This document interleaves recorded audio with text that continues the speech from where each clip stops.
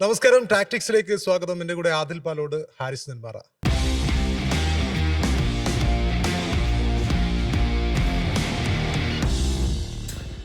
ഓരോ ഇന്ത്യക്കാരെയും സംബന്ധിച്ചിടത്തോളം ഏറെ സന്തോഷം ജനിപ്പിക്കുന്ന അല്ലെങ്കിൽ സന്തോഷം നിറഞ്ഞ ഒരു ദിനമാണിന്ന്. ഇന്ത്യ T20 ലോകകപ്പ് നേടിയിരിക്കുകയാണ്. നമുക്ക് രാശിയില്ലെന്ന് പറഞ്ഞ അതേ നരേന്ദ്രമോദി സ്റ്റേഡിയത്തിൽ വെച്ച് മൂന്നാമതും ഈ T20 ലോകകപ്പിൽ മുത്തമിട്ടിരിക്കുകയാണ് ടീം ഇന്ത്യ. അപ്പോൾ ഇതിൽ ഏറ്റവും പ്രധാനം നമ്മുടെ മലയാളി സഞ്ജു സാംസൺ, നമ്മുടെയൊക്കെ സ്വന്തമായ സഞ്ജു സാംസൺ മറ്റൊരു തകർപ്പൻ ഇന്നിങ്സോടെ ഈ ടോട്ടലിന് നെടുന്തൂണ് ഇട്ട ഒരു ഇന്നിങ്സ് അദ്ദേഹം കാഴ്ചവെക്കുകയുണ്ടായി. അതിനിപ്പം ബുംറയുടെ 4 വിക്കറ്റ് പ്രകടനം. അതിൻ്റെ കൂടെ തന്നെ വെറും 5 മത്സരങ്ങൾ മാത്രം കളിച്ചുകൊണ്ട് സഞ്ജു സാംസൺ ഈ ടൂർണമെന്റിലെ പ്ലെയർ ഓഫ് ദ ടൂർണമെന്റായി മാറിയിരിക്കുകയും ചെയ്യുകയാണ്. അപ്പോൾ അതിൽ വളരെ സന്തോഷമുള്ള ഒരു ദിവസമാണ്. ഇന്ത്യ T20 ലോകകപ്പ് ചാമ്പ്യന്മാരായിരിക്കുകയാണ്. സഞ്ജു സാംസൺ ഒരിക്കൽ കൂടി ടീമിന്റെ നെടുന്തൂണായി അല്ലെങ്കിൽ വിജയശില്പിയായി കളിച്ച ഒരു ഇന്നിങ്സും അദ്ദേഹം കാഴ്ചവെക്കുകയുണ്ടായി. അപ്പൊ മൊത്തത്തിൽ എങ്ങനെ കാണുന്നു? കഴിഞ്ഞ മിനിറ്റുകളിലെ ഞാനിപ്പോ TV കാണുമ്പോൾ ശരിക്കും കണ്ണ് നിറയാ. സഞ്ജു വന്നിട്ട് 5 ഇന്നിങ്സുകൾ മാത്രം കളിച്ച സഞ്ജു, വാട്ടർ ബോയ് ആയി വന്ന സഞ്ജു ഇതാ ടൂർണമെന്റിന്റെ താരമായി ലോകത്തിന് മുന്നിൽ നിൽക്കുകയാണ്. ലോകത്തിന് മുന്നിൽ ഇങ്ങനെ നിൽക്കുകയാണ്, തന്റെ അനുഭവങ്ങളെ കുറിച്ച് പറയുകയാണ്. കഴിഞ്ഞ കളി ജയിച്ചപ്പോൾ സഞ്ജു പറയുന്നുണ്ടായിരുന്നു, ഞാൻ 10 വർഷമായി കളിക്കുന്നുണ്ട്, പക്ഷേ ടീമിലുണ്ട്, പക്ഷേ കൂടുതലും ഡഗ് ഔട്ടിലാണ് ഇരുന്നത് എന്ന്. സഞ്ജുവിൻ്റെ അത് എക്സ്ട്രീം ഫോമിൽ സഞ്ജു നിൽക്കുന്നു എന്നുള്ളതാണ്. ഈ നിർണായക മത്സരത്തിൽ, നോക്കൌട്ട് മത്സരങ്ങളിൽ, ആദ്യത്തെ മത്സരങ്ങളിൽ എന്തുകൊണ്ട് സഞ്ജുവിനെ ഉൾപ്പെടുത്തിയിട്ടില്ല എന്ന ചോദ്യം ഇപ്പോൾ ഉയരുകയാണ്. സ്വാഭാവികമായിട്ടും യു എസ് എ തുടങ്ങിയ മത്സരങ്ങളിൽ ഒന്നും സഞ്ജുവിനെ ഉൾപ്പെടുത്തിയിരുന്നില്ല. വാട്ടർ ബോയ് ആയിരുന്നു, സ്വാഭാവികമായി ഡഗ് ഔട്ടിലായിരുന്നു. പിന്നീട് നമീബിയക്കെതിരെയുള്ള മത്സരത്തിൽ എന്തുകൊണ്ടാണ് ഉൾപ്പെടുത്തേണ്ടി വരുന്നത്? അഭിഷേകിന് വയ്യാത്തത് കൊണ്ട്. പിന്നീട് ഒരു ലെഫ്റ്റ് ഹാൻഡ് കോമ്പിനേഷനെ മാറ്റാൻ ഒരു പ്രശ്നം വന്നതുകൊണ്ട് മാത്രമാണ് സഞ്ജു വരുന്നത്. അങ്ങനെ ഒരു പ്രശ്നം ഉണ്ടായിട്ടില്ല എങ്കിൽ, ഒരു നിർണായക മത്സരത്തിൽ ഒരു പ്രശ്നം ഉണ്ടായിട്ടില്ല, ദക്ഷിണാഫ്രിക്കയ്ക്കെതിരെ തോൽക്കുന്നില്ല ഇന്ത്യ എങ്കിൽ സഞ്ജു ഇല്ല എന്നായിരുന്നു സ്ഥിതി. അവിടെ നിന്ന് സഞ്ജു ഇപ്പോൾ എവിടെ വന്ന് നിൽക്കുന്നു? എല്ലാവരും കളിച്ചത് എത്ര ഇന്നിങ്സാ? 8 ഇന്നിങ്സ് കളിച്ചവരുണ്ട്, 9 ഇന്നിങ്സ് ഒക്കെ കളിച്ചിട്ടാണ് കളിയിലെ താരമാകുന്നത്. പക്ഷേ സഞ്ജു ആകട്ടെ 5 ഇന്നിങ്സുകൾ മാത്രം കളിച്ച് സഞ്ജു വാരിക്കൂട്ടിയത് റെക്കോർഡുകളാണ്. നമ്മുടെ എല്ലാം അഭിമാനമാണ്. നമ്മൾ അത് കാണുമ്പോൾ കണ്ണ് നിറയുന്ന അല്ലെങ്കിൽ വിതുമ്പിപ്പോകുന്ന ഒരു രംഗമാണ്. പൊതുവിൽ മലയാളികൾക്ക്, ഒരുപക്ഷെ സഞ്ജുവിൻ്റെ ആരാധകർക്ക്, ക്രിക്കറ്റ് ആരാധകർക്ക് മുഴുവനുള്ളത്. മാത്രമല്ല ഇതിൽ ഏറ്റവും പ്രധാനപ്പെട്ട കാര്യം ഹാരിസേ, ഈ സഞ്ജുവിനെ സംബന്ധിച്ചിടത്തോളം നമുക്ക് ക്രിക്കറ്റിൻ്റെ മാത്രം മാതൃക എന്നുള്ളതല്ല, മറിച്ച് സഞ്ജു ജീവിതത്തിൽ ഒരാൾക്ക് എങ്ങനെ മാതൃകയാക്കാം, തോൽവികൾ വന്നാൽ അല്ലെങ്കിൽ എന്തെങ്കിലും പ്രശ്നങ്ങൾ ഉണ്ടായാൽ അതിനെ എങ്ങനെ മറികടക്കാം ക്ഷമയോടുകൂടി എന്നതിൻ്റെ കൂടി മാതൃകയല്ലേ അതല്ലേ ഈ ടൂർണമെന്റ് തന്നെ വരച്ചു കാട്ടുന്നത്? തീർച്ചയായും. പിന്നെ ഈ മത്സരത്തിന് ഒട്ടു മുമ്പ് പിന്നെ സഞ്ജുവിൻ്റെ കുറേ പഴയ കാലങ്ങളെ കുറിച്ച് ഓർമ്മകൾ നമ്മളിങ്ങനെ അയവർക്കിരുന്നു. ഉദാഹരണത്തിന് 2024 പിന്നെ നമ്മൾ ഈ ബാർബഡോസിൽ T20 ലോകകപ്പ് ഫൈനലിന് തൊട്ട് മുമ്പ് പിന്നെ രോഹിത് ശർമ്മയുടെ പ്ലാനിൽ സഞ്ജു സാംസൺ ഉണ്ടായിരുന്നു. ഫൈനലിൽ നിന്നെ കളിപ്പിക്കാം, ഒരുങ്ങിയിരിക്കൂ എന്ന് പറയുകയും ടീം അവസാന മൊമെന്റിൽ വിന്നിംഗ് കോമ്പിനേഷൻ തുടരാമെന്ന് പറയുകയും സഞ്ജുവിനെ അത് ബോധ്യപ്പെടുത്താൻ വേണ്ടിയിട്ട് രോഹിത് ശർമ്മ പെട്ട പാടിനെ കുറിച്ച് അദ്ദേഹം പിന്നീട് വെളിപ്പെടുത്തുന്നുണ്ട് എന്നാണ്. അപ്പോൾ സഞ്ജു അതിനെ ഭയങ്കര പോസിറ്റീവായിട്ടാണ് അക്സെപ്റ്റ് ചെയ്യുന്നത്. ഇന്നത്തെ മത്സരത്തിൽ അദ്ദേഹം ആ ഓർമ്മ, അതുപോലെ 2024 ലോകകപ്പിൽ ബെഞ്ചിൽ മുഴുവൻ മത്സരങ്ങളിലും ഇരുന്നൊരു ഓർമ്മ അദ്ദേഹം പങ്കുവെക്കുന്നുണ്ട്. അന്നാണെങ്കിൽ ബാറ്റർമാരുടെ അതെ സഞ്ജു എല്ലാം ഓർക്കുന്നുണ്ടെന്നുള്ളത്.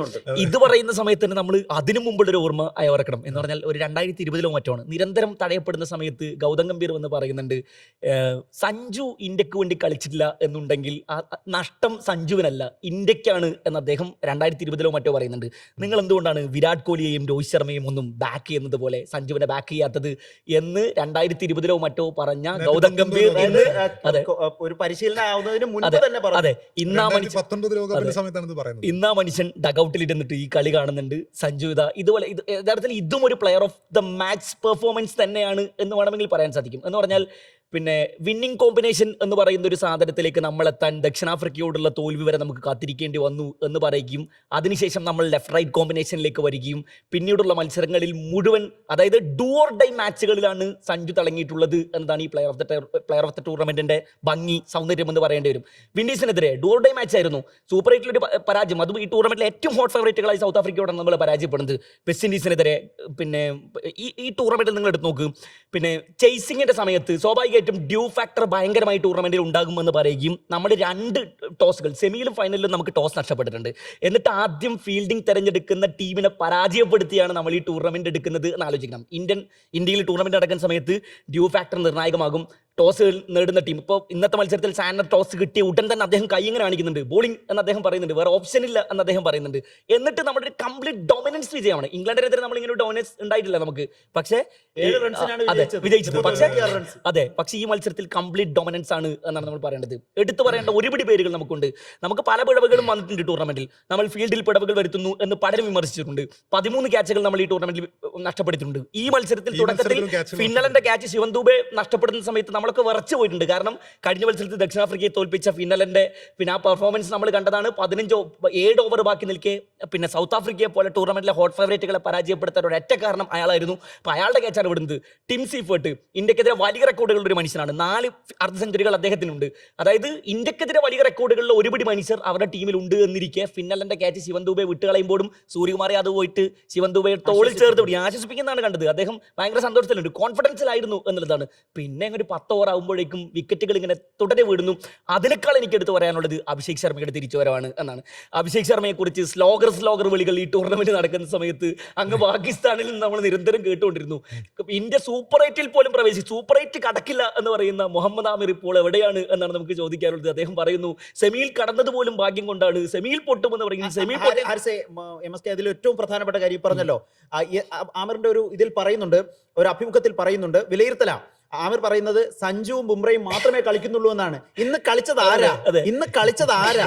ടോപ്പ് ഓർഡർ ബാറ്റ്സ്മാൻമാരെ ഒന്ന് നോക്കൂ, ആമിർ കാണൂ ഈ കാഴ്ച. ഇതിൽ മനസ്സിലാക്കേണ്ടത് സഞ്ജു ആർച്ചർക്ക് കൊടുത്ത ആ ദിവസം ഓങ്ങി വെച്ചിട്ടുണ്ടാവും മാറ്റ് ഹാൻഡ്രിക്ക്, ലോക്കി ഫെർഗൂസന്, സാന്നർക്ക് എന്ന് പറഞ്ഞാൽ ഈ ടീമിന്റെ ഇക്വേഷൻസിനെ മുഴുവൻ പൊളിച്ചു കളഞ്ഞത് കിവീസിനെതിരായ ആ സീരീസ് ആണ്.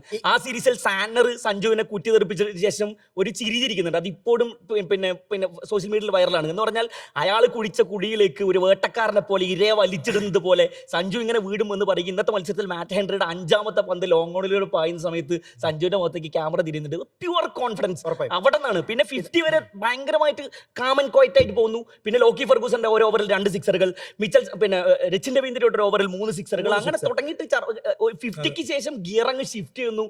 പോകുന്ന സമയത്ത് അഹമ്മദാബാദ് മൊത്തം സ്റ്റാൻഡിംഗ് ഓവേഷൻ നൽകുന്നു. വാങ്കഡയിൽ നമ്മൾ സെയിം കാഴ്ച കാണുന്നു. സോ ഒരു മലയാളി എന്ന അർത്ഥത്തിൽ ശരിക്കും പറഞ്ഞാലേ MSK ഇപ്പോ സഞ്ജുവിന്റെ നമ്മൾ സ്വപ്നമാണ് കാണുന്നത് എന്ന് ഒരു വേള സംശയിച്ചു പോകുന്ന ഒരു ഇന്നിങ്സ് ആണ് കണ്ടത്.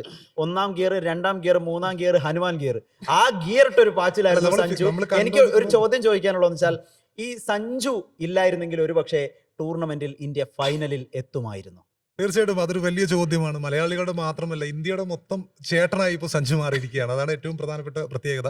ഇതിൽ നമ്മൾ കഴിഞ്ഞ ടാക്ടിക്സിൽ ഞാനൊരു സിനിമയെ കുറിച്ച് പറഞ്ഞിരുന്നു. അതായത് കുറഞ്ഞ സമയം അഭിനയിച്ച് ഓസ്കാർ വാങ്ങിയ സിനിമ. അപ്പോൾ അതിൻ്റെ ഇടയിൽ ആ സമയത്ത് എനിക്ക് സിനിമ ഏതാണെന്ന് ഓർമ്മയുണ്ടായിരുന്നില്ല.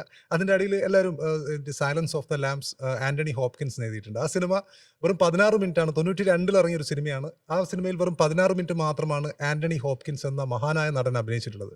ആ ഒരു 16 മിനിറ്റ് അഭിനയത്തിന് അദ്ദേഹത്തിന് ഓസ്കാർ അവാർഡ് ലഭിച്ചു. ഇതേപോലെ ഈ 5 മത്സരങ്ങളിൽ കളിച്ചുകൊണ്ട്, അതായത് ടൂർണമെന്റിന്റെ തുടക്കം സഞ്ജുവിന്റെ ഒരു ലൈഫ് എന്ന് നോക്കും. അതായത് ന്യൂസിലാൻഡിനെതിരെയുള്ള പരമ്പരയിലെ ഫോം ഔട്ടിനെ തുടർന്ന് അദ്ദേഹം ടീമിൽ നിന്ന് തന്നെ പുറന്തള്ളപ്പെടുന്നു. ഫസ്റ്റ് ചോയ്സ് വിക്കറ്റ് കീപ്പർക്ക് പകരം അദ്ദേഹം പുറകിലേക്ക് മാറി നിൽക്കേണ്ട ഒരു അവസ്ഥ വരുന്നു. ഇഷാൻ കീപ്പർ ആവുന്നു. നാട്ടിൽ വെച്ച് ഗ്ലൗ ഒരു ഈഷന് കൊടുക്കേണ്ടി. അതെ, അങ്ങനെ ഒരു അവസ്ഥയിൽ നിന്നും അദ്ദേഹം ഇതേ ന്യൂസിലാൻഡിനെതിരെ മാറ്റ് ഹെൻറിയുടെ പന്തുകളൊക്കെ അദ്ദേഹം ന്യൂസിലാൻഡിലെ സീരീസിൽ പതറി നമ്മൾ കണ്ടിട്ടുണ്ട്.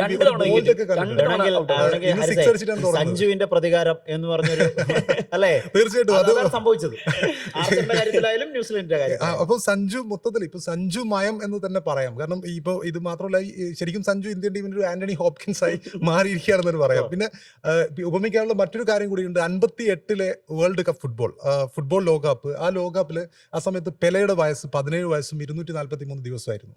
ആ ലോകകപ്പിൽ പെലെ ആദ്യ മത്സരങ്ങളൊന്നും കളിപ്പിച്ചിരുന്നില്ല. അദ്ദേഹത്തിന് പരിക്കാണ്, അല്ലെങ്കിൽ അദ്ദേഹം ആ ടീം കോമ്പിനേഷനിൽ ചേരുന്നില്ല എന്ന് പറഞ്ഞുകൊണ്ട് പെലെയെ പുറത്തിരുത്തിയ ഒരു സമയം ഉണ്ടായിരുന്നു 58 ലോകകപ്പിൽ. അതിനുശേഷം അദ്ദേഹത്തെ ക്വാർട്ടർ ഫൈനലിൽ അദ്ദേഹം ഒരു ഗോൾ അടിക്കുന്നു, വെയിൽസിനെതിരെ ഒരു ഗോൾ അടിക്കുന്നു. അപ്പോൾ അടുത്ത കളിയിൽ അദ്ദേഹം ഫ്രാൻസിനെതിരെ ഹാട്രിക് നേടുന്നു. അതിനുശേഷം ഫൈനലിൽ അദ്ദേഹം സ്വീഡനെതിരെ 2 ഗോൾ അടിക്കുന്നു. അതായത് 4 മത്സരങ്ങളിൽ നിന്നും 5 ഗോൾ അടിച്ചുകൊണ്ട് പെലെ ആ ലോകകപ്പിന്റെ താരമായി മാറുകയാണ്. അതായത് ആദ്യത്തെ മത്സരങ്ങളിലൊക്കെയും ഇതേപോലെ സഞ്ജു സാംസൺ ഇപ്പോൾ പുറത്തിരുത്തിയല്ലോ, അതേപോലെ തന്നെ ആ ലോകകപ്പിൽ 58-ലെ ഫുട്ബോൾ ലോകകപ്പിൽ പെലെയെ പുറത്തിരുത്തിക്കൊണ്ടായിരുന്നു ബ്രസീൽ ടീം ഇറങ്ങിയത്. പെലെ ഈ ടീമിൽ ചേരില്ല, പെലെ ഈ കോമ്പിനേഷനിൽ ചേരുമോ എന്നുള്ള സംശയങ്ങളൊക്കെ മാറ്റി നിർത്തി അവസാന 4 മത്സരങ്ങൾ പെലെ 6 ഗോളുമായിട്ട് 3-2 6 ഗോളുമായിട്ട് പെലെ ആ ലോകകപ്പിന്റെ താരമായി മാറുന്നു, ബ്രസീലിന് ഒരു ലോകകപ്പ് നേടിക്കൊടുക്കുന്നു. സെയിം കേസ്, അതേ ഒരു അവസ്ഥ 58 ശേഷം ഇപ്പൊ എത്ര കൊല്ലമായി? 68, 78, 88, 98, 60 കൊല്ലത്തിന് ശേഷം 2026 അതേപോലത്തെ ഒരു ക്രിക്കറ്റ് ലോകകപ്പിൽ അതേപോലത്തെ ഒരു സിറ്റുവേഷൻ ഉണ്ടാകുന്നു. സഞ്ജു സാംസൺ ഇന്ത്യക്ക് വേണ്ടി ആദ്യ മത്സരങ്ങളിൽ പുറത്തിരുന്ന സഞ്ജു സാംസൺ ഇന്ത്യക്ക് വേണ്ടി വാട്ടർ ബോയ് ആയ സഞ്ജു സാംസൺ ഇന്ത്യക്ക് വേണ്ടി ഒരു ലോകകപ്പ് അങ്ങ് സ്വന്തം പേര് തന്നെ. കാരണം 3 മത്സരങ്ങൾ. ഇത് ഹാരിസ്, നമ്മൾ പറയുമ്പോ ഇത് വന്നു സഞ്ജു അടിച്ചു എന്നൊന്നും അല്ല, വെക്കട ഇതിന് മുകളിൽ 1 എന്ന് ചോദിക്കുന്നുണ്ട് സഞ്ജു. അല്ല, ഇതില് പക്ഷെ സഞ്ജു അത് വിനയം കൊണ്ട് ഒരുപക്ഷെ ചോദിക്കുന്നില്ല എന്നുള്ളതാണ്. ഞാൻ സഞ്ജു ഇന്ന് റെക്കോർഡുകൾ വാരിക്കുട്ടി, വിരാട് കോഹ്ലിയുടെ റെക്കോർഡുകളാണ് സഞ്ജു മറികടന്നത്. ഞാൻ അതൊന്ന് എഴുതിയിട്ടുണ്ട്. T20 ഫൈനലിലെ ഏറ്റവും ഉയർന്ന വ്യക്തിഗത സ്കോർ, അതായത് T20 വേൾഡ് കപ്പിലെ ഏറ്റവും ഉയർന്ന വ്യക്തിഗത സ്കോർ നേടിയത് ആര് എന്ന ചോദ്യത്തിന് മറുപടി സഞ്ജു വി സാംസൺ എന്നാണ്, വിഴിഞ്ഞത്തുകാരൻ എന്നാണ്. ഒരു T20 ലോകകപ്പിലെ ഏറ്റവും കൂടുതൽ സിക്സറുകൾ അടിച്ച താരം എന്ന ചോദ്യത്തിന് ഉത്തരം ഇനി സഞ്ജു വി സാംസൺ എന്നാണ്. 24 സിക്സറുകളാണ്. ഇന്നത്തെ കളിയിൽ മാത്രം 8 സിക്സറുകളാണ്. ഒരു ലോകകപ്പിൽ ഇന്ത്യക്കായി ഏറ്റവും കൂടുതൽ റൺസ് നേടിയ താരം ആര് എന്ന ചോദ്യത്തിന് ഇന്നലെ വരെ ഉത്തരം വിരാട് കോഹ്ലി ആയിരുന്നു എങ്കിൽ ഇന്ന് ഉത്തരം, ഈ നിമിഷം ഇനി മുതൽ ഉത്തരം സഞ്ജു വി സാംസൺ എന്നാണ്. 321 റൺസ്, അതും 5 ഇന്നിംഗ്സിൽ. ഒരുപക്ഷെ വിരാട് കോഹ്ലി മുഴുവൻ ഇന്നിംഗ്സും കളിച്ചിട്ടായിരിക്കാം ലോകകപ്പിൽ ആ റൺസ് നേടിയത്. 319, അത് 21 റൺസ്. അത് ലോകം കാത്തുവെച്ച, ദൈവം കാത്തുവെച്ച കാവ്യനീതി എന്ന് പറയാവുന്ന കൃത്യമായ ഇന്നിങ്സ്. സെമി ഫൈനലിലും ഫൈനലിലും 50 അടിക്കുന്ന 3ാമത്തെ താരം. നമ്മളിത് റെക്കോർഡുകൾ എഴുതി തുടങ്ങിയാൽ ചിലപ്പോൾ അവസാനിക്കില്ല, അത്രമേൽ റെക്കോർഡ്. ഇത് ചോദിക്കുകയാണ്, ഇതിന് മേൽ വെക്കടാ 1 എന്ന് കൃത്യമായി സഞ്ജു ചോദിക്കുന്നുണ്ട്. ഈ ടൂർണമെന്റിൽ നമുക്ക് സഞ്ജു മാത്രമല്ല, ടൂർണമെന്റ് റോഡ് ടു ഫൈനലിലേക്കുള്ള യാത്രയിൽ നമുക്ക് സഞ്ജു അല്ലാത്ത പല പേരുകളും എടുത്തു പറയാനുള്ളതുണ്ട് എന്നുള്ളതാണ്. ഉദാഹരണത്തിന് വിരാട് കോഹ്ലിയെ കുറിച്ച് നമ്മൾ 2024 T20 ലോകകപ്പിൽ പറഞ്ഞത് അദ്ദേഹം ഫൈനൽ വരെ അദ്ദേഹം എവിടെയും ചിത്രത്തിൽ ഉണ്ടായിരുന്നില്ല എന്നുള്ളതാണ്. ഒന്ന്, അമേരിക്കൻ പിച്ചുകളിൽ നമ്മൾ വല്ലാതെ ബാറ്റിങ്ങിന് പാളിയിരുന്നു. സെമി ഫൈനൽ രോഹിത് ശർമ്മയുടെ ഒരു ഇന്നിംഗ്സ് നമ്മൾ കാണുന്നുണ്ട്. പക്ഷെ ഫൈനലിലേക്ക് എത്തുന്ന സമയത്ത് സൗത്ത് ആഫ്രിക്കെതിരെ വിരാട് കോഹ്ലി എരിഞ്ഞു കത്തുന്നതാണ് നമ്മൾ കണ്ടത്. അഭിഷേക് ശർമ്മയിലേക്ക് വരൂ. അഭിഷേക് ശർമ്മയെ നമ്മൾ ഈ ടൂർണമെന്റിന് മുമ്പ് വരെ കണ്ടിരുന്നത്, ഇപ്പോൾ അദ്ദേഹം ലോക 1ാം നമ്പർ ബാറ്റർ ആണല്ലോ, പക്ഷേ അദ്ദേഹത്തെ കൊണ്ട് ടൂർണമെന്റിലേക്ക് വരുന്ന സമയത്ത് നമ്മൾ 300 സ്കോറിലേക്ക് എത്തും എന്ന് നമ്മൾ കരുതിയിരുന്ന ഒരു ഘട്ടം ഉണ്ടായിരുന്നു. പക്ഷേ ഈ ടൂർണമെന്റ് തുടക്കത്തിൽ USA-ക്കെതിരെ, നമീബിയക്കെതിരെ, ചെറിയ ചെറിയ ടീമുകൾക്കെതിരെ നമ്മൾ പിന്നെ ബോൾ ഓഫ് സ്പിന്നർമാർക്ക് മുന്നിൽ നിരന്തരം പരാജയപ്പെടുകളിൽ വീഴും നമ്മൾ കണ്ടു. പക്ഷെ ഇന്നത്തെ മത്സരത്തിൽ ഒരു ഘട്ടത്തിൽ നമ്മൾ 300 കടക്കുമോ എന്ന് തോന്നിച്ചിരുന്നു. കാരണം അഭിഷേക് ശർമ്മ 18ലാണ് 50. ഇന്ത്യ പവർ പ്ലേ കാണുന്ന സമയത്ത് 100-ന് 8 റൺസ് അകലെയാണ്. 92 റൺസാണ്. ഈ ടൂർണമെന്റിൽ ഇന്ത്യയുടെ ഏറ്റവും ബെസ്റ്റ് പവർ പ്ലേ സ്കോറാണ് എന്ന് ആലോചിക്കണം.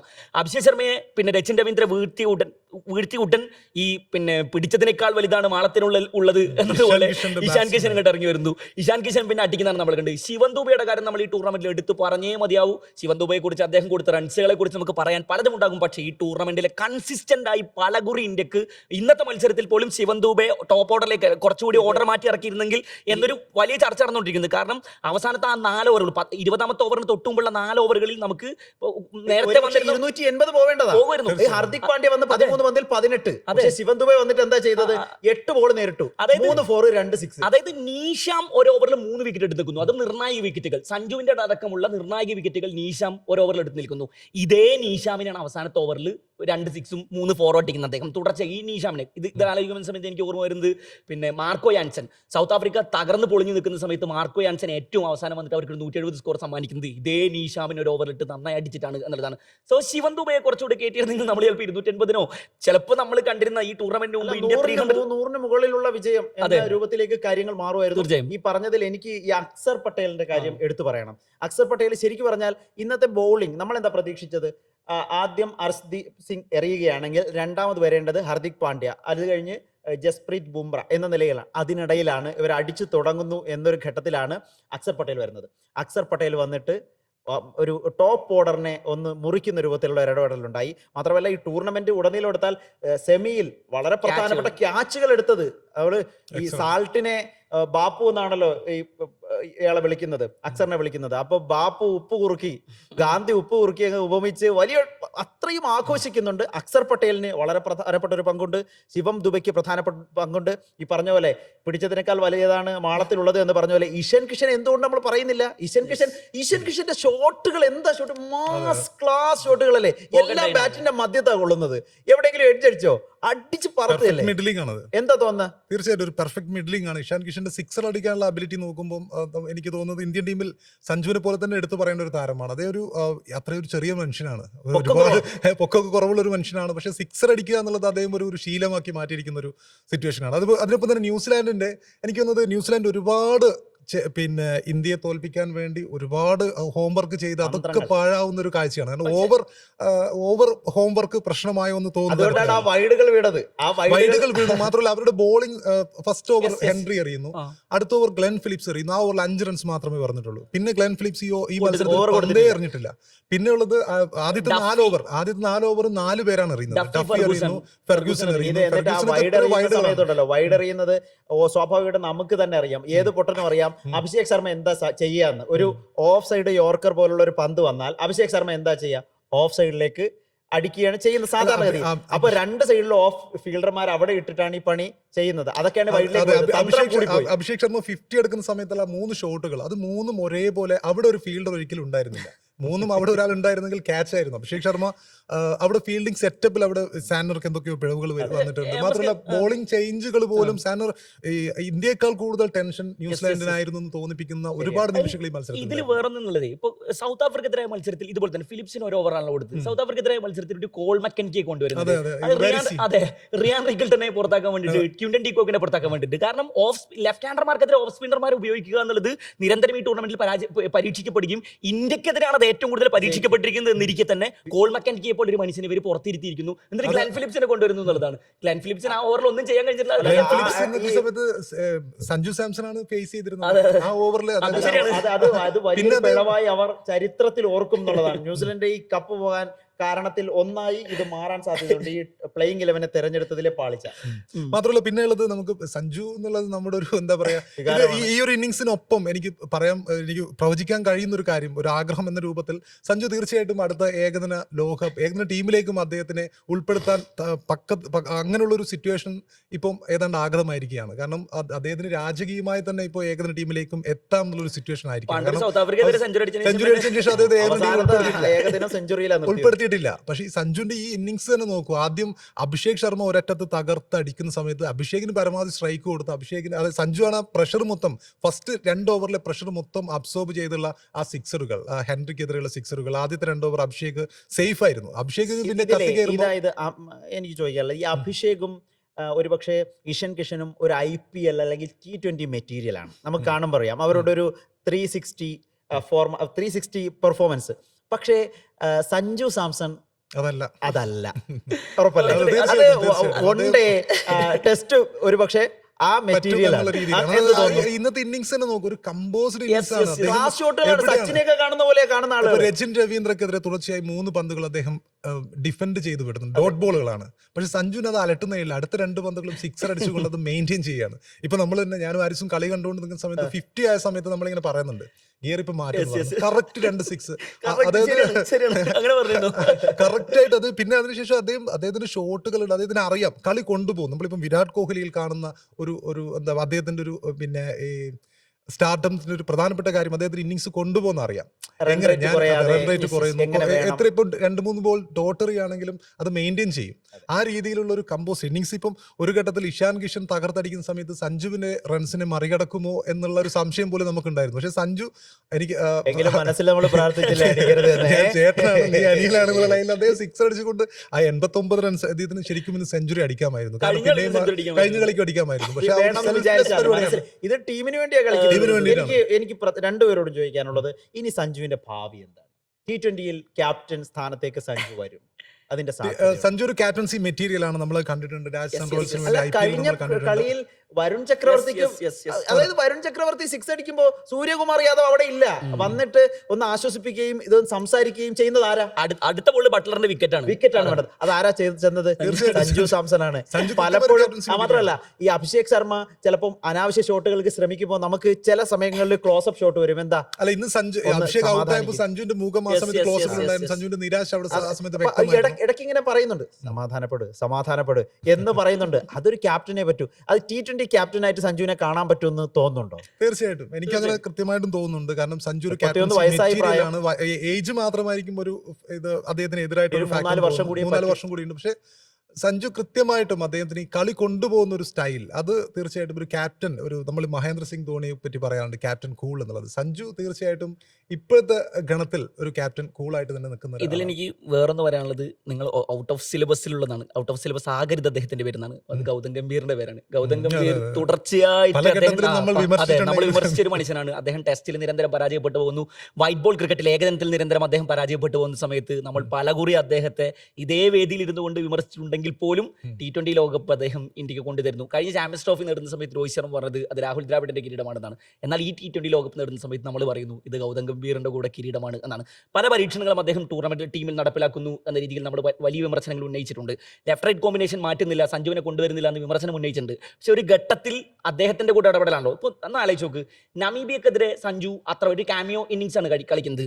ആ ഇന്നിങ്സിന് ശേഷം, ആ കളിക്ക് ശേഷം ഡ്രസ്സിംഗ് റൂമിലെത്തിയതിനു ശേഷം 20-30-30ക്ക് താഴെയാണ് സ്കോറെങ്കിൽ പോലും ഗൗതം ഗംഭീർ ആദ്യം പ്രശംസിക്കുന്നത് സഞ്ജുവിനെയാണ്. തൊട്ടടുത്ത മത്സരത്തിൽ സിംബാബ്വെക്കെതിരെ ആ കാമിയോ ഇന്നിങ്സിന് ശേഷം ആദ്യം വന്ന് കൈയൊടുക്കുകയാണ് ആര്, ഈ പിന്നെ മോർക്കലും പിന്നെ കാണുന്നുണ്ട് നമ്മൾ.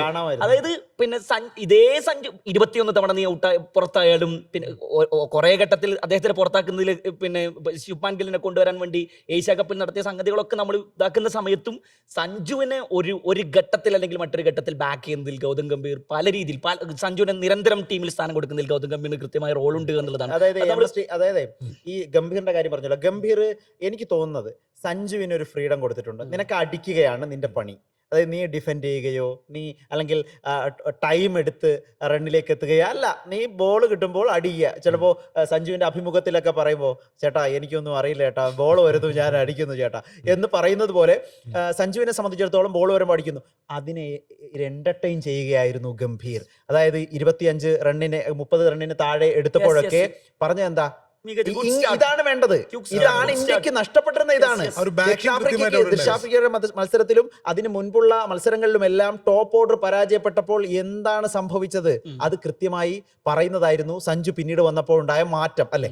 തീർച്ചയായിട്ടും. കഴിഞ്ഞ ദിവസം തന്നെ നമ്മൾ നമ്മുടെ ഈ കളി ഈ ടൂർണമെന്റിനെ വിലയിരുത്തിക്കൊണ്ടുള്ള പാകിസ്ഥാൻ ചാനലുകളിൽ നിന്നും പാകിസ്ഥാൻ കളിക്കാരുടെ ഇപ്പോൾ ഷുഹൈബ് മാലിക്കിന്റെയും അതുപോലെ ഷുഹൈബ് അക്തർ, പിന്നെ കമ്രാൻ അക്മൽ, ബാസിത്ത് അലി, അങ്ങനെ പഴയ താരങ്ങളൊക്കെ പറഞ്ഞിട്ടുള്ള അവരുടെ ഒരു ഇന്റർവ്യൂ, ഇതേപോലത്തെ ഒരു പിന്നെ നമ്മുടെ ഈ പരിപാടി പോലത്തെ ഒരു അനാലിസിസ് ഉണ്ട്. അതിൽ ഷുഹൈബ് അക്തർ പറഞ്ഞൊരു കാര്യമുണ്ട്, സഞ്ജുവിനെ ഏറ്റവും കൂടുതൽ സപ്പോർട്ട് ചെയ്തത് ഗംഭീർ തന്നെയാണ്. ഗംഭീർ ടീമിലെ പലരുമായിട്ടും സഞ്ജുവിന് സപ്പോർട്ട് ചെയ്തിട്ട് ഫൈറ്റ് വരെ ഉണ്ടാക്കിയിട്ടുണ്ട് എന്ന് പറഞ്ഞിട്ടുള്ള ഒരു അക്തറിന്റെ ഒരു പ്രസ്താവന ഉണ്ടായിരുന്നു. അപ്പം സഞ്ജുവിന്റെ ഈ വിജയത്തിൽ ഇപ്പം സഞ്ജുവിന്റെ അച്ഛന്റെ ഇന്റർവ്യൂ ചിലപ്പോൾ നാളെ ഞാൻ വരാനുള്ള സാധ്യത കഴിഞ്ഞ ദിവസങ്ങളിലൊക്കെ നമ്മൾ കണ്ടിട്ടുണ്ട്. സഞ്ജുവിന്റെ അച്ഛൻ ഇപ്പോ മാധ്യമങ്ങൾ കണ്ടിട്ടുണ്ട് ആശുപത്രിയിൽ. അല്ല, സഞ്ജുവിന്റെ അദ്ദേഹത്തിന്റെ പിതാവിന്റെ ഈ ഇന്റർവ്യൂസ് പലപ്പോഴും കുറച്ച് അഗ്രസീവ് ആണോ എന്ന് നമുക്ക് തോന്നിയിട്ടുണ്ട്. കഴിഞ്ഞ ദിവസങ്ങളിൽ ഇന്റർവ്യൂ ഒക്കെ അദ്ദേഹം അതിനിശിതമായിട്ട് സഞ്ജുവിനെ ഇത്ര 10 വർഷം നഷ്ടപ്പെടുത്തി എന്നൊക്കെ പറഞ്ഞിട്ട് പറയുന്നത്. MS ധോണി, രാഹുൽ ദ്രാവിഡ് ഇതൊക്കെ പേര് പറഞ്ഞിട്ടുണ്ട്. പക്ഷെ ഒരു അച്ഛന്റെ ഒരു വേദനയായിട്ട് മറ്റൊക്കെ തോന്നാമെങ്കിലും അതിലിപ്പോ സഞ്ജു ഇപ്പം ഈ പ്രൂവ് ചെയ്ത് നിൽക്കുന്ന ഒരു സമയത്ത് അദ്ദേഹത്തിന്റെ സ്വപ്നങ്ങളിലൂടെയാണ് അദ്ദേഹം ഈ ഇന്റർവ്യൂലൊക്കെ കൂടി പറയുന്നത്. അപ്പൊ അതില് ചിലതെങ്കിലും വാസ്തവമല്ല എന്ന് നമുക്ക് പറയാനും കഴിയില്ല. കാരണം സഞ്ജുവിൽ ഒരിക്കലും രോഹിത് ശർമ്മ എന്ന ക്യാപ്റ്റനോ MS ധോണി എന്ന ക്യാപ്റ്റനോ വിരാട് കോഹ്ലി എന്ന ക്യാപ്റ്റനോ ഒരിക്കലും വിശ്വാസം അർപ്പിച്ചിട്ടില്ല. കൃത്യമായിട്ടും ഒരു റോള് കൊടുത്തിരുന്നില്ല. രാഹുൽ ദ്രാവിഡ് അദ്ദേഹത്തിന്റെ ഈ ഇന്ത്യ ടൈമിൽ ഒരു പക്ഷേ സപ്പോർട്ട് കൊടുത്തിട്ടുണ്ടാവും. രാജസ്ഥാൻ റോയൽസിന്റെ സമയത്ത് ആ ഒരു സ്റ്റിങ്ങിൽ പിന്നെ സപ്പോർട്ട് കൊടുത്തിട്ടുണ്ടാവും. പക്ഷെ ഇന്ത്യൻ ടീമിൽ പലപ്പോഴും സഞ്ജു മാറി നിൽക്കുന്ന ഒരു അവസ്ഥ നമ്മൾ കണ്ടിട്ടുണ്ട്. അപ്പോൾ അദ്ദേഹത്തിന്റെ അച്ഛന്റെ ആ ഒരു ഇന്റർവ്യൂവിൽ ചിലതൊക്കെ നമുക്ക് അത് ഒരു പലരും അതൊരു ട്രോളബിൾ മെറ്റീരിയൽ ആയിട്ടൊക്കെ ഉപയോഗിക്കുമെങ്കിലും അതിൽ കുറെ സംഭവങ്ങളൊക്കെ ഉണ്ട്. അതായത് ജോൺ ബ്രിട്ടാസിന്റെ ഒരു ഇന്റർവ്യൂവിൽ അഭിമുഖ പരിപാടി ഉണ്ടല്ലോ, ആ പരിപാടിയിൽ 10 വർഷം മുമ്പാണ് എന്ന് കരുതപ്പെടുന്നു. അതിൽ അച്ഛനെ കൊണ്ടുവരുന്നുണ്ട്. അച്ഛൻ ഇങ്ങനെ വീഡിയോയിലൂടെ സംസാരിക്കുന്നുണ്ട്. 10 വർഷം കഴിയുമ്പോൾ നീ എന്താകും സഞ്ജു എന്ന് ചോദിക്കുന്നുണ്ട്. അപ്പോൾ സഞ്ജു പറയുന്ന മറുപടി, ഭാര്യ ചാരു അടുത്തിരിപ്പുണ്ട്, സഞ്ജു പറയുന്ന മറുപടി ഇപ്പോൾ വൈറലാണ് ആ വീഡിയോ. സഞ്ജു പറയുന്നുണ്ട്, എനിക്ക് ഇന്ത്യൻ ടീമിൽ നല്ലൊരു പ്ലെയറായി കളിക്കാൻ കഴിയുക, അതിനു വേണ്ടിയായിരുന്നു ഈ അധ്വാനം, അതിനു വേണ്ടിയായിരുന്നു ഈ ക്ഷമ, അതിനു വേണ്ടിയായിരുന്നു ഈ മുഴുവൻ കാലവും ഡഗ്ഔട്ടിലിരുന്ന് ഒരാളോടും കലഹിക്കാതെ, ആരോടും പരിഭവം പറയാതെ, ആരോടും പരാതിപ്പെടാതെ, ക്ഷമിച്ച് പരിശീലിച്ച്.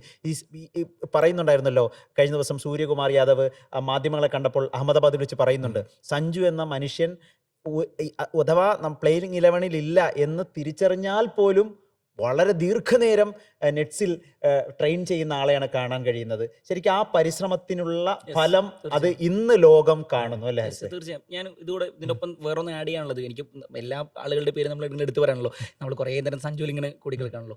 ഈ ജസ്പ്രീത് ബുംറയെ കുറിച്ച് നമ്മൾ എടുത്ത് പറഞ്ഞാൽ മതി. ഇപ്പോൾ 2024 ലോകകപ്പ് നേടുന്ന സമയത്ത് നമ്മുടെ player of the tournament award Jasprit ബുംറയ്ക്കാണ്. ഈ ടൂർണമെന്റിൽ നമുക്ക് player of the tournament award കൊടുക്കാൻ കഴിയുന്ന ഓപ്ഷനുകളിൽ ഒന്നാണ് ജസ്പ്രീത് ബുംറ എന്ന് വേണമെങ്കിൽ നമുക്ക് പറയാൻ സാധിക്കുമെന്നുള്ളതാണ്. കാരണം എന്താണെന്ന് ചോദിച്ചാൽ, ഇപ്പോൾ അന്ന് ടൂർണമെന്റ് എടുക്കുന്ന സമയത്ത് എല്ലാവരും പലരുടെയും പേര് പറഞ്ഞുകൊണ്ടിരിക്കുന്ന സമയത്ത് വിരാട് കോഹ്ലി മൈക്കെടുത്ത് നിന്നിട്ട് ഈ ഇന്ത്യയുടെ സെലിബ്രേഷൻ നടന്നുകൊണ്ടിരിക്കുന്ന സമയത്ത് പറയുന്നുണ്ട് once in a generation bowler എന്ന് അദ്ദേഹം ജസ്പ്രീത് ബുംറയെ കുറിച്ച് പറയുന്നുണ്ട്. കഴിഞ്ഞ മത്സരത്തിൽ Sanju man of the match പുരസ്കാരം ഏറ്റുവാങ്ങാൻ വേണ്ടി വരുന്ന സമയത്ത് ജസീബായിക്ക് അർഹിച്ചതാണ് ഈ പ്ലെയർ ഓഫ് ദ മാച്ച്. അദ്ദേഹം ഇല്ലായിരുന്നെങ്കിൽ ഞാൻ നിങ്ങൾക്ക് മുന്നിൽ ഇങ്ങനെ വന്ന് നിൽക്കില്ലായിരുന്നു എന്ന് പറഞ്ഞിട്ട് അദ്ദേഹം ആവർത്തിക്കുന്നുണ്ട് once in a generation bowler എന്നാണ് അദ്ദേഹം. അക്ഷരാർത്ഥത്തിൽ നമുക്ക് അങ്ങനെ തന്നെ ജസ്പ്രീത് ബുംറയ്ക്ക് പകരക്കാരനെ കണ്ടെത്താൻ നമുക്ക് ഇതുവരെ ഒരു ഫോർമാറ്റിലും കഴിഞ്ഞിട്ടില്ല എന്നുള്ളത് ഒരു റിയാലിറ്റി സ്റ്റിൽ നിലനിൽക്കുന്നു. ഇത് ഈ പറഞ്ഞത് വളരെ പ്രധാനമാണ് കേട്ടോ. ഈ ജസ്പ്രീത് ബുംറ കഴിഞ്ഞാൽ ആരാ അല്ലെങ്കിൽ ഹർഷിത് റാണയോ ആരാ? ഷമിയെ നമ്മൾ ഒഴിവാക്കി കഴിഞ്ഞു. പട്ടുമില്ല. നമ്മളിപ്പം ഈ സോഷ്യൽ മീഡിയയിൽ പല ക്രിക്കറ്റ് ഇപ്പൊ കഴിഞ്ഞ ദിവസം ഇതേപോലെ തന്നെ നമ്മുടെ മൈക്കൽ വോണും അതുപോലെ ഹർഷ ബോഗ്ലെയും നമ്മളൊരു ഇന്റർവ്യൂ ഉണ്ടായിരുന്നു സ്റ്റിക്ക് ഓൺ ക്രിക്കറ്റ് എന്നുള്ള അവരുടെ ഒരു യൂട്യൂബ് ചാനലിൽ. അതിൽ ഹർഷ ബോഗ്ലെ പറയുന്ന ഒരു കാര്യമുണ്ട്, ഞാൻ ക്രിക്കറ്റിൽ കണ്ട ഏറ്റവും പ്രധാനപ്പെട്ട കാര്യം ജസ്പ്രീത് ബുംറയുടെ വളർച്ചയാണ് എന്ന് പറഞ്ഞിട്ട്. അതായത് ബുംറ വന്നതും ബുംറയുടെ കാലഘട്ടവും മറ്റും നോക്കുമ്പോൾ അപ്പം മൈക്കൽ വോൺ അത് സമ്മതിക്കുകയാണ്. മൈക്കൽ വോണും പറയാണ് ഇപ്പം മൈക്കൽ വോണ് വേണമെങ്കിൽ ഏറ്റവും മികച്ച പേസ് ബോളർ അല്ലെങ്കിൽ ഞാൻ നേരിട്ട് പേസ് ബോളർ മഗ്രാത്ത് ആണെന്നൊക്കെ പറയാനുള്ളൊരു ഓപ്ഷൻ ഉണ്ട്. പക്ഷേ ഒരുവിധം പിന്നെ ഫാഫ് ഡു പ്ലസി അല്ലെങ്കിൽ മൈക്കൽ വോൺ മറ്റുള്ള മുൻ കളിക്കാരൊക്കെയും ഈ വൺസ് ഇൻ എ ജനറേഷൻ എന്നുള്ള ടേം ആ ഒരു വാക്ക് ഉപയോഗിക്കുന്നുണ്ട്. ജസ്പ്രീത് ബുംറ അത്രയും മികച്ച രീതിയിൽ ഇപ്പൊ 4 വിക്കറ്റുകൾ നേടി ഇന്ത്യൻ ടീമിന്റെ ഇതിൽ കുറെ കണക്കുകൾ നോക്കി നിങ്ങൾ സൗത്ത് ആഫ്രിക്കത്തിൽ ഇന്ത്യ തോറ്റ മത്സരത്തിൽ ജസ്പ്രീത് ബുംറയുടെ എക്കോണമി ആലോചിക്കണം. എത്ര 3 എക്കോണമി 3.5 മറ്റാണ് എക്കോണമി. ഇന്നത്തെ മത്സരത്തിലും 3 ആണ് എക്കോണമി. ആ മത്സരത്തിൽ 3 വിക്കറ്റും ഈ മത്സരത്തിൽ 4 വിക്കറ്റുമാണ്. എന്ന് പറഞ്ഞാൽ ഇന്ത്യ തോറ്റ മത്സരത്തിൽ പോലും ഇന്ത്യക്ക് വേണ്ടിയിട്ട് അദ്ദേഹം പന്ത് കൊണ്ട് നിർണായക. ഇപ്പോൾ ഈ ടൂർണമെന്റിലെ ഏറ്റവും മികച്ച എക്കോണമി എന്ന് പറഞ്ഞാൽ 6.3. ഇന്ത്യയുടെ ടോപ്പ് ഓർഡർ നോക്കും, ഇന്ത്യയുടെ പവർ പ്ലേയിൽ ഇന്ത്യയുടെ മൊത്തം എക്കോണമി എടുത്താൽ പോലും 7 എക്കോണമി. എന്ന് പറഞ്ഞാൽ 10 മുകളിൽ കടന്നിട്ടില്ല. പവർ പ്ലേയിൽ എതിർ ടീമുകൾ നന്നായി അടിക്കുന്ന സമയത്ത് ഇന്ത്യൻ ബോളർമാരുടെ ടോട്ടൽ എക്കോണമി എടുത്ത് നോക്കിയാൽ ഹാർദിക് പാണ്ഡ്യ ഈ ടൂർണമെന്റിൽ പല സമയത്തും നന്നായി പന്തെറിയും നമ്മൾ കണ്ടിട്ടുണ്ട്. പിന്നെ ഇംഗ്ലണ്ടിനെതിരായ മത്സരത്തിൽ ഫൈനലിൽ നമ്മൾ തോൽവിയുടെ ഘട്ടത്തിൽ നിൽക്കുന്ന സമയത്താണ് ഹർഷദീപ് സിംഗ് 2 അടി കൊടുക്കുന്നത്. അടുത്ത ഓവറിൽ ജസ്പ്രീത് ബുംറ വരുന്നു. അടുത്ത ഓവറിൽ ഹാർദിക് പാണ്ഡ്യ വന്നിട്ട് നല്ലൊരു അതായത് ജസ്പ്രീത് ബുംറയുടെ അത് കഴിവ് മനസ്സിലാക്കണമെങ്കിൽ ആ ഓവർ മതി. 8 റണ്ണല്ലേ ആ ഓവറാണ് കളി തിരിച്ചത്. ആ ഓവറിൽ ഒരു 10 റൺ 15 12 അല്ലെങ്കിൽ 16 റൺ അടിച്ചാൽ എന്താ ബ്രണ്ടൻ മക്കല്ലം എന്ന് പറയുന്നത് എന്ന് പറഞ്ഞാൽ ആ 18 ബോളിൽ 45 മറ്റോ നിൽക്കുന്ന ഘട്ടത്തിൽ ഒരു 3 സിക്സർ മതി കളിയുടെ ഗതിക്കാൻ. ഞങ്ങൾക്ക് അതിന് കഴിയും, കാരണം അങ്ങനെ ഒരാളാണ് അപ്പുറത്ത് നിൽക്കുന്നത്. പക്ഷേ ജസ്പ്രീത് ബുംറ ആ മനുഷ്യൻ ഔട്ട് ഓഫ് ദി വേൾഡ് ആണ് എന്നാണ് ഈ മത്സരത്തിന് തൊട്ട് മുമ്പ് ഗ്ലെൻ ഫിലിപ്സ് പറഞ്ഞോ, ജസ്പ്രീത് ബുംറയും മനുഷ്യനാണ്, അദ്ദേഹത്തിനും പിഴക്കുന്ന ഒരു ദിവസം വരും, അത് അഹമ്മദാബാദ് ആയിരിക്കും എന്നാണ് പറയുന്നത്. എന്ന് പറഞ്ഞാൽ അദ്ദേഹം മനുഷ്യനാണ് എന്ന്, അദ്ദേഹം ദൈവമൊന്നും അല്ല, അദ്ദേഹത്തിന് പിഴക്കുന്നൊരു ദിവസം എന്നായിരിക്കും. എന്ന് പറഞ്ഞാൽ അവരത്രയും ഭയക്കുന്നുണ്ട് എന്നാണ്. പക്ഷേ അതിനെയൊക്കെ കാട്ടിൽ ഗ്ലെൻ ഫിലിപ്സിനുള്ള മറുപടി കൂടിയാണ് ജസ്പ്രീത് ബുംറയുടെ മറുപടി. അവസാനം എന്ന നിലയ്ക്ക് ഈ വരുൺ ചക്രവർത്തി ഒരല്പം നിരാശപ്പെടുത്തി എന്നാണ് എന്റെ വ്യക്തിപരമായ അഭിപ്രായം. ഒരുപക്ഷെ ഇതിൽ കൂടുതൽ വരുൺ ചക്രവർത്തി പ്രതീക്ഷിച്ചതുകൊണ്ടായിരിക്കും. എക്സ്പെക്ടേഷൻ കൂടി 16 വിക്കറ്റ് നേടി ജസ്പ്രീത് ബുംറയ്ക്കൊപ്പം വിക്കറ്റ് വേട്ടക്കാരിൽ 1-ാം സ്ഥാനത്താണ് ഈ 2 പേരും ഉള്ളത്. പക്ഷേ എക്കണോമി വളരെ മോശമായിരുന്നു. ജസ്പ്രീത് ബുംറയെ കുറിച്ച് ഒരു കാര്യം കൂടി പറയാനുണ്ട്. കാരണം കഴിഞ്ഞ മത്സരം എടുത്ത് നോക്കുമ്പോൾ അദ്ദേഹം ബോളിംഗ് ഒരു സിറ്റുവേഷൻ, ഒരു കളി എങ്ങനെ അവർ പിന്നെ വിലയിരുത്തുന്നു അല്ലെങ്കിൽ കളിയിനനുസരിച്ച് കളിക്കുന്നു എന്നുള്ളത് ഏറ്റവും പ്രധാനമാണ്. കഴിഞ്ഞ മത്സരത്തിൽ ബുംറ എറിഞ്ഞ അവസാന ഓവറുകളിൽ മൊത്തം യോർക്കറുകൾ പരീക്ഷിച്ചു. ആ കളിയിലെ അതാണ് കറക്റ്റ് എന്ന് പുള്ളി കൃത്യമായിട്ട് മനസ്സിലാക്കുകയാണ്. അതായത് പ്രസൻസ് ഓഫ് മൈൻഡ് എന്നുള്ളത് കൃത്യമായിട്ടും കഴിഞ്ഞ മത്സരത്തിൽ അദ്ദേഹം പ്രകടിപ്പിച്ചു. ഈ മത്സരത്തിൽ അദ്ദേഹത്തിന് ഈ സ്ലോവർ ബോൾ കൊണ്ടാണ് അദ്ദേഹം കളിക്കുന്നത്. അതായത് ഒരു കളി അറിഞ്ഞുകൊണ്ടുള്ള അദ്ദേഹത്തിന്റെ പന്തുകൾ ആ വിക്കറ്റുകളൊക്കെ സ്ലോവർ ബോളിലാണ് വന്നേക്കുന്നത്. ഒരു സ്ലോവർ ബോളാണ് ഒരു കുട്ടി ധരിക്കുന്നത്. 120 ആ ബോളുകളൊക്കെ വന്നിട്ടുള്ളത്. അതെ. അപ്പൊ മൊത്തത്തിൽ നോക്കുമ്പോൾ ഇന്ത്യയുടെ ഒരു വിജയം എന്ന് പറയുമ്പോൾ നമുക്ക് എപ്പോഴും സന്തോഷമുള്ള അതിലൊക്കെ ഇന്ത്യൻ ഡ്രസ്സൊക്കെ ഇട്ടിട്ടാണ് വന്നിരിക്കുന്നത്. അല്ല, ഇത് ഞാൻ അവസാനം പറയട്ടെ, ഈ സഞ്ജു സാംസന്റെ ജേഴ്സി വേണ്ടി പോയതാ. ജേഴ്സി ഇല്ല. ഞാൻ തമാശ പറയല്ല, കൊച്ചിയിൽ സഞ്ജു സാംസന്റെ പേരുള്ള ജേഴ്സി ഇല്ല. ഞാൻ പല സ്ഥലത്തും തപ്പി ലൈവിനൊക്കെ നിൽക്കുമ്പോൾ സഞ്ജു സാംസന്റെ ജേഴ്സി ഉണ്ടല്ലോ, ഇല്ല. അതായത് സഞ്ജു സാംസൺ വിരാട് കോഹ്ലിയൊക്കെ പോലെ സച്ചിൻ ടെണ്ടുൽക്കറെ പോലെയൊക്കെ ആയി തീർന്നു. ജേഴ്സി കിട്ടാനില്ല. ഈ അഹമ്മദാബാദിൽ നിന്നൊരു വാർത്ത വന്നതാവട്ടെ, അഹമ്മദാബാദിൽ ഈ ജേഴ്സി വിൽക്കുമല്ലോ ഇതിന്റെ മുന്നിലിരുന്ന്, കാര്യവട്ടത്തൊക്കെ നമ്മൾ കളിക്ക് പോകുമ്പോൾ കാണാം. അപ്പോൾ അങ്ങനെ ജേഴ്സി വിൽക്കുന്ന ആളുകൾക്ക് ഏറ്റവും ഡിമാൻഡുള്ള ജേഴ്സി സഞ്ജു സാംസന്റെ സാംസൺ 9-ാം നമ്പർ ജേഴ്സിയാണ്. അപ്പൊ ചിലരെന്ത് ചെയ്തു, ഈ 200 രൂപയുടെ ജേഴ്സി 300-350 വിൽക്കുകയാണ്. എന്നിട്ടും അവരുടെ ചൂടപ്പം പോലെ വിറ്റുപോവാണ്. നമ്മുടെ ജയേഷ് പൂക്കോട്ടൂർ അവിടെ ഉണ്ട്. അവിടുന്ന് പുള്ളിയോട് വരുമ്പോൾ എന്തായാലും ഒരു ജേഴ്സി ഇവിടെ കിട്ടാനില്ലെങ്കിൽ അവിടെ നിന്നെങ്കിലും മേടിച്ചു കൊണ്ടുവരാൻ വേണ്ടി പറയണം.